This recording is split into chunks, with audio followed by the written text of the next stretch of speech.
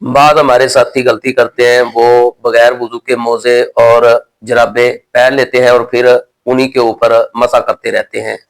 اگر آپ نے موزے اور جرابوں کے اوپر مسح کرنا ہے تو آپ کے لیے ضروری ہے کہ آپ نے انہیں حالت وضو کے اندر پہنا ہو۔ دلیل اس کی بخاری شریف کے اندر وہ روایت ہے کہ جس میں آتا ہے مغیرہ بن شعبہ رضی اللہ تعالیٰ عنہ اللہ کے رسول صلی اللہ علیہ وسلم کے موزے اتارنے لگے دوران وضو، تو آپ نے فرمایا انہیں چھوڑ دے، میں نے انہیں حالت وضو کے اندر ہی پہنا تھا۔ ان الفاظ سے علماء نے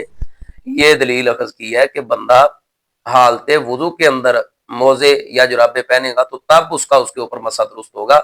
صورت دیگر اس کا وضو درست نہیں ہے، جب وضو درست نہیں ہے تو اس کی نماز بھی درست نہیں ہے۔ اسی طرح مغیرہ بن شعبہ رضی اللہ تعالیٰ عنہ نے مسند حمیدی کے اندر آتا ہے، پوچھا تھا اللہ کے رسول کیا ہم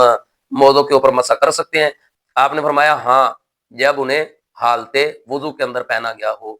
تو اسی بندے کا وضو درست تصور کیا جائے گا جس بندے نے جرابے اور موزے حالت وضو کے اندر پہنے ہو۔